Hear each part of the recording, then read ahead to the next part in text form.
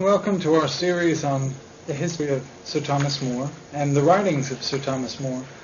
To be brief, give a kind of synopsis of the life of Sir Thomas More. Sir Thomas More was born in the late 15th century in London, England. His father was a well-established lawyer, and he had decided to try to become a Carthusian friar or religious, which he eventually wasn't able to do. His calling was not to the priesthood. However, Sir Thomas did write extensively on religious topics.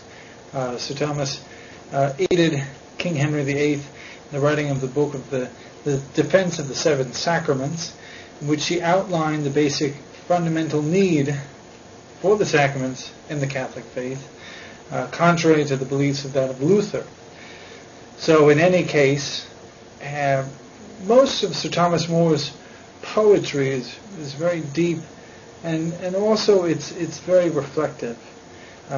You could read a paragraph or even two sentences of the ideas that Sir Thomas More lays on paper and be profoundly touched and moved and be able to think about it for hours on end. And we're going to look at a couple of these things which Sir Thomas did lay out on paper, his thoughts and his reflections on God, and in general, right here we have what's called the 12 weapons of spiritual battle, which is basically, he declares the things relating to sin and the way to avoid it. It's kind of a recognition of temptation and thereby avoidance and acceptance.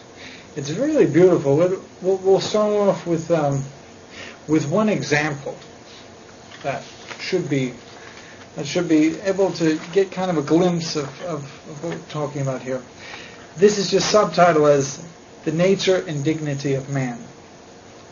Remember how God hath made thee reasonable, like unto his image and figure, and for thee suffered pains intolerable, that he, for an angel, never would endure. Regard, O man, thy excellent nature, thou that with angels art made to be equal. For very shame be not the devil's thrill. I can see right there his kind of outline of this lay theology. It's kind of a 16th century called the Holiness, which doesn't matter which century. The Bible is a first century book, and even pre-messianic book. So what we're going to try to look at here is some things which can be applied mainly towards anyone, but towards young men of conscience. We have in this paragraph basically describing that the recognition that the wonderful and valuable gift God gives each one of us as individuals, the human body, and the human conscience, the free will, the volition, the difference, the knowledge to know the difference between right and wrong, good and evil. It's a gift that we often take for granted because we just think, oh, well, I have this wonderful body, I'm strong, I'm healthy. We don't take for granted the fact that all of these are God-given rights, you see. And also, the second line, like unto his image and figure. Well, we're made in the image of God because he has perfected us. And we have to be able to appreciate that beauty of being perfected. You see, many times that we've been desensitized. We can watch people walking down the street and just look at them as if they're things walking about. We don't appreciate, for example, the desensitization of Nazi Germany, when they could look on other people as if they were mere animals. Not just the Jews, mind you, but anyone who wasn't exactly Aryan.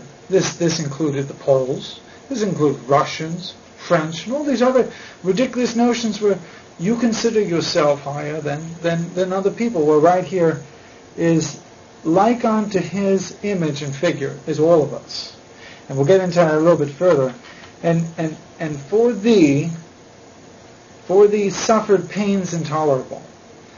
This is basically the second person of the Holy Trinity coming down from heaven, taking on human form, suffering through everything that man has to suffer through, less sin, and then, after preaching the gospel, doing many miracles, giving all the love that he had, infinite love that he had towards his people, they crucified him. They beat him, they spat on him, they struck him 6,000 times, blows, hits to the head.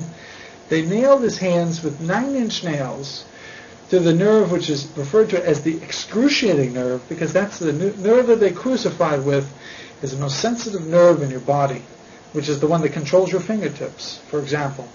They put 9-inch nails through him and laughed about it, and then cast lots for his clothing.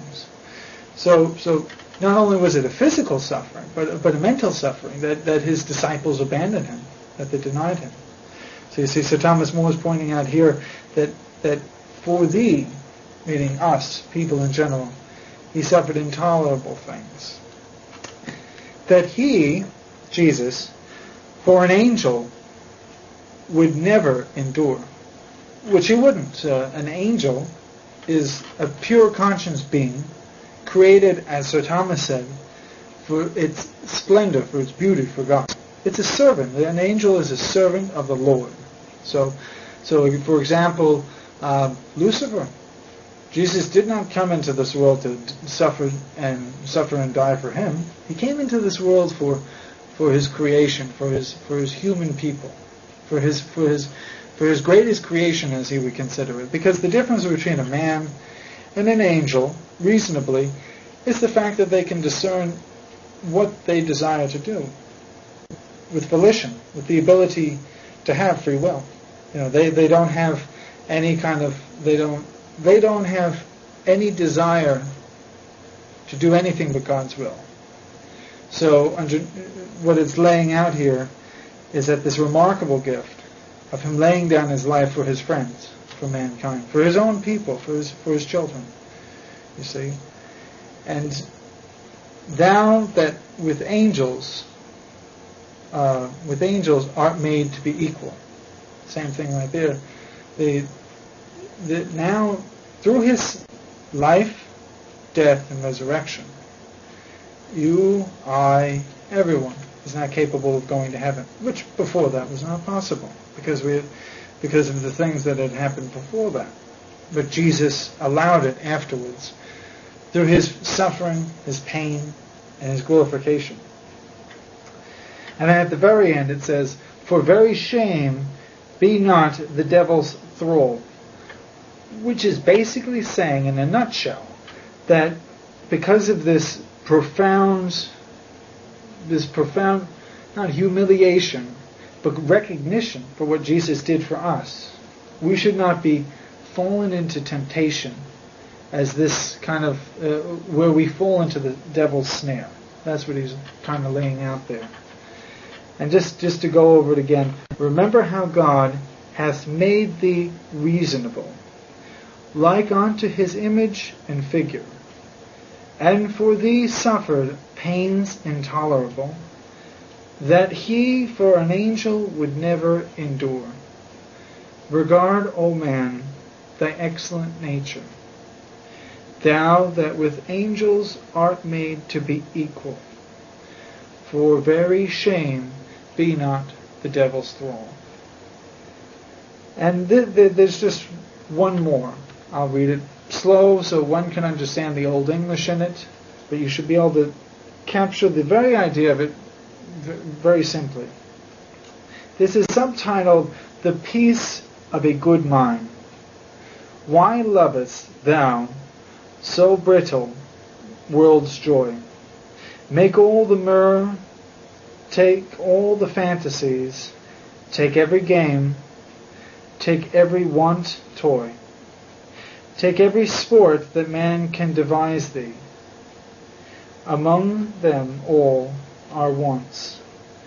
Thou shalt no pleasure comparable find to the inner gladness of a virtuous mind. Basically saying that the main goal is to be full of virtue, and not to be distracted by the pleasantries of this world, the comforts, the sports, the games, the funs, the diversions, as opposed to being a real Christian. So, in order to see more of this, the writings of Sir Thomas More, with this as a very short introductory program, we also do have a list and a link to all of his writings. And I hope you do enjoy Sir Thomas More as much as I do, and try to put that word into practice in our own lives. Thank you and God bless.